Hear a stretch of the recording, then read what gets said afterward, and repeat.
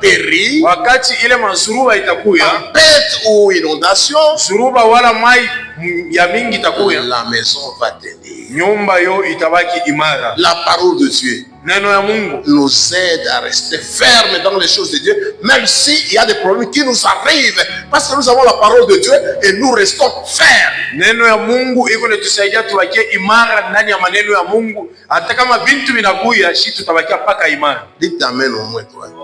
Amen. Parce qu'ils ne disent pas amen. Effectivement, ce que nous disons ici, quelqu'un qui a la parole de Dieu, nous sait, hein, même si le problème vient, il reste. Hata kama maneno ya kuachana chane na mfikia ye, atabakia paka mbia Mungu. Au mois de février, mwezi ya pili, mon épouse, maman Marie, mke wangu mama Maria, dans sa vie n'a eu qu'une seule fille. Maisha yake yote alizala paka binti moja. Mais la mort est venue ravir cet enfant, l'unique enfant. Na kifo kinakuwa kumbeba paka ule mtoto wa pekee. C'était un coup très dur. Yo ilikuya ni hatari kabisa. Mais parce qu'elle a la foi, njoo eko na imani, elle est restée ferme dans le Seigneur. Anabakia imara ndani ya Bwana.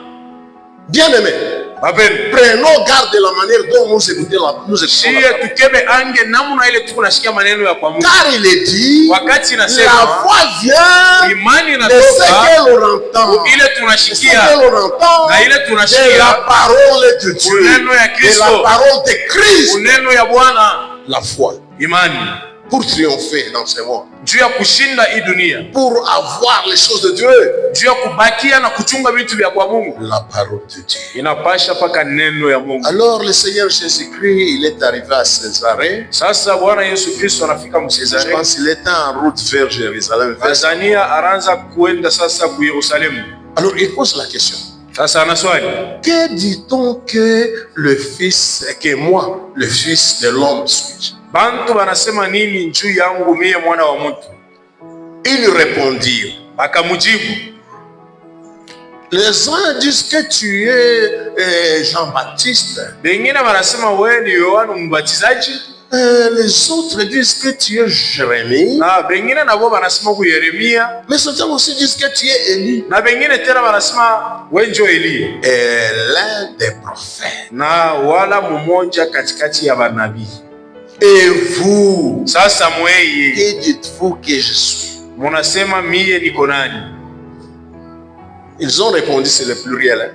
Wao barijibu sasa mkiwingi. Mais ici, sasa hapa quelqu'un ouvre la bouche. Mtu mmoja tu anafungula kinywa. C'est Simon, fils de Jonas. Inakuya ni Petro mwana wa Yona. Et toi, anasema wewe, tu es le Christ. Huku Masia, virgule, Mukato, fils de Dieu vivant, du Dieu vivant. Mwana wa Mungu alio hai.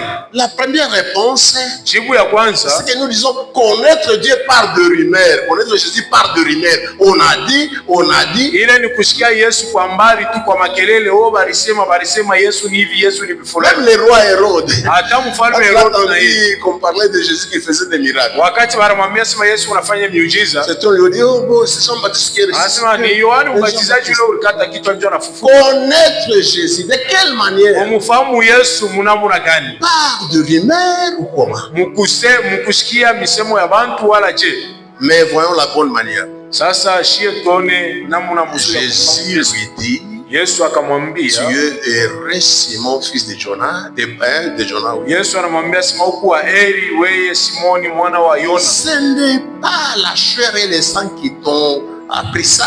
Haina mwili na damu inakufundisha wala inakufunulia ile maneno. Ce n'est pas une information théologique. Je pense que vous pouvez le dire c'était à ce moment. Ce n'est pas une information théologique. Yo haina tamu shule ya kithéologia ndio balikufundisha kule. Il dit c'est mon Père qui est dans le ciel. Lakini ni baba yangu aliye mbinguni qui t'a révélé cela. Ndio mwenye anakufunulia ile maneno. Connaître par révélation. Umfahamu Kristo kupitia ufunuo. C'est différent de connaître Christ par de les ont dit, ils ont dit. Non, il faut une révélation, il faut donc, que dirais-je, une expérience personnelle. Inapasha kumfahamu Kristo kwa ufunuo, hapana kwa vile wengine wako nasikia. Inapasha na wewe ufike hatua yako wewe pekee umupate kumuishi Kristo. Le Christ continue à dire, na Kristo anaendelea kusema, toi tu es Pierre, wewe uko Petro, mais si cette pierre, lakini pa ile jiwe, En français, c'est comme si ce sont les mêmes choses. Mais s'il y a Petra, il y a Mukimombo Petros, et là il y a Petra. anasema wewe huku Petro Oui, ici il y a Petra.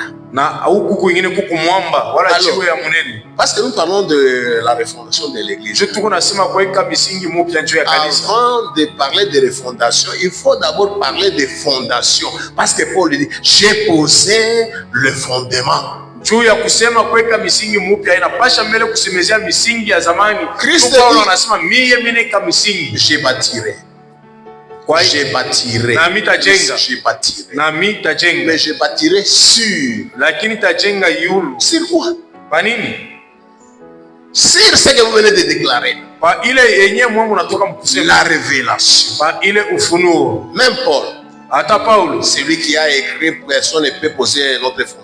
Ule mwenyewe atuambia sema kuna mwenyewe anaweza kuweka misingi ingine. Quand vous lisez chez les Galates là, wakati mnasoma barua yake kwa Galatia, l'évangile que je récite, anasema hiyo injili nilipokea, l'évangile que je prêche, na hiyo injili yenyewe mimi je ne nahubiri, l'ai pas reçu des hommes, sikuyapokea kutoka kwa watu. mais quand tu l'as pris à celui qui m'a séparé à partir de l'essence de ma mère, lakini wakati ilipendezwa Mungu mwenyewe alinitia pembeni kutoka tumboni mama, de me révéler son fils, ya kunifunulia mwana wake, je ne suis pas allé vers les humains, mimi sikwende kwa wale walinitangulia katika imani, je suis allé en Arabie, mimi nirenda kuarabia et j'ai reçu la révélation. na mimi napata ufunuo. Bien-aimés frères et sœurs, Wapendwa ndugu na dada, les choses de Dieu nous demandent la révélation. maneno ya Mungu inatulomba ufunuo kutoka kwa Mungu. Il dit, si nous avons connu Christ, Anasema kama tulimfahamu Kristo, ça c'est 2 Corinthiens chapitre 5,